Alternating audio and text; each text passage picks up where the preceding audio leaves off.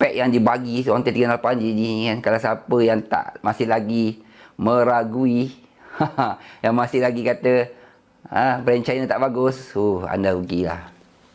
Zontes ni lain pada yang lain. Janganlah bandingkan brand-brand yang lain, katanya dengan Demak lah, dengan Comel lah, apa semua. Itu lain, itu company lain. Ini Zontes. Okay, percayalah cakap saya. Percaya cakap saya. Anda patut memiliki Zontes 38G.